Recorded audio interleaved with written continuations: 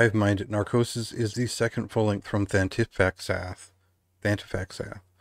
Um, a well, I don't know if they want to be called an avant-garde black metal band, but it is the easiest shorthand to get there. I would consider this a surrealist band in terms of presenting juxtapositions, which are both deeply rooted to the machinery of what they do, and in the aspect of how they present art and the human experience.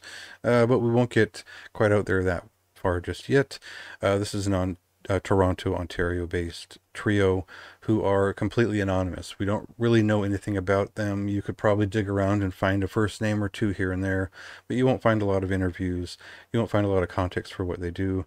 They are basically from an era where black metal art spoke for itself as a point of obscurant purpose, and definitely with a lot of influence from Deathspell Omega, probably Portal, and I would assume early on there was a lot of comparisons to Kralis that made sense, but this was shorter form, much more succinct, and less focused on atmospheric expression as much as they were abstraction of classic and dissonant black metal forms.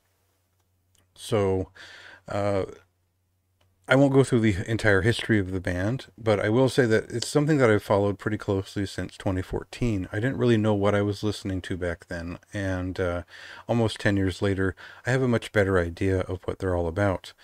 There is a mathematical underpinning to all of their work, which is probably a bit of a playground for people who are musically literate in terms of theory, and I get a lot of that. You know, I can count and whatnot in terms of different elements and how they interact, but I don't think that's as important as understanding that this is an impressionistic and very progression-oriented sort of symphony that they create, which is much more in line with what we see in the underpinnings of bands like Portal and, again, Deathspell Omega. So the point being is that this has been a very consistent band who just have a very rich idea and concept and musical aptitude to work with.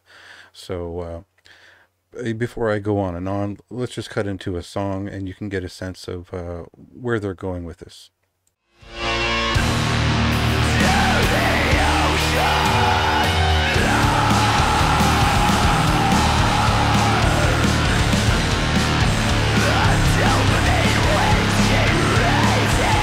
So immersion and a sense of not only progression of chords and movement and timing and all this stuff is important, but also the sensation of movement, the sensation of anxiety and dread, and just the eerie corridors of sound that they create on this record should overtake the senses far before you begin to dig into the technical aptitudes and whatnot. And that's kind of how I approached it, because this record, I believe, is meant to be enjoyed first and foremost as a trip, a ride, a hallucination of a mass hallucination to work with before you start picking at the minutia of it and why it works and why it doesn't. For me, the sound is not quite chiming in with the stronger registers and kind of beefed up production values you'll find in like Norma Evangelion Diaboli releases of late. I compare a couple of them in here in terms of getting a lot more rich midtones in those records, and this is still very much in the sort of scraping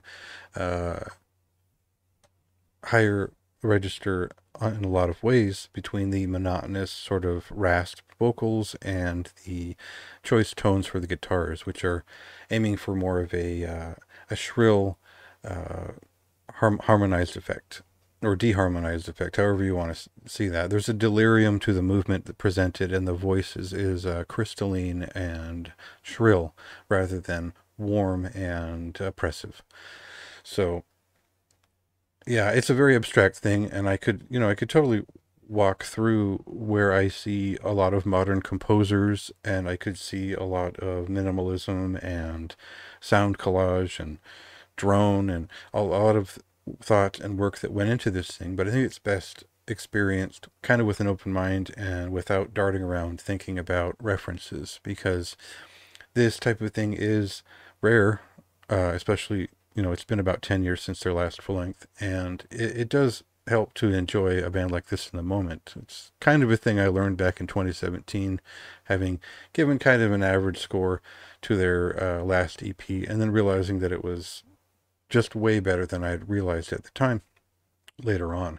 So this record was easy for me to enjoy. It was not that challenging in terms of the musical statements that are presented, and they presented it in such a way where it's kind of easy to approach, despite being, you know, unconventional in most respects. The sensation is certainly easy to pick up on and enjoyable for me, and that, you can line that up with your own taste. Otherwise, I don't have a ton of deep thoughts in terms of an interpretation of that, like the themes of this. You could definitely pull that from the review if you decide to read it. I do have my own thoughts on what this album is about, but, we'll never really know what it is about, so it doesn't really matter what I think. Just find your own interpretation as you will.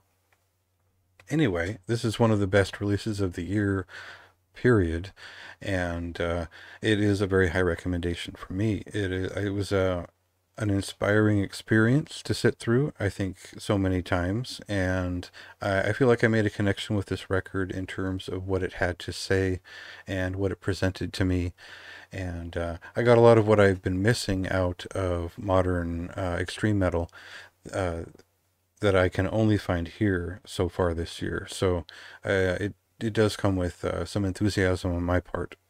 So check it out tomorrow and see what you think. Yeah, and you can read my review. There's quite elaborate and a lot of it up there if you feel like it.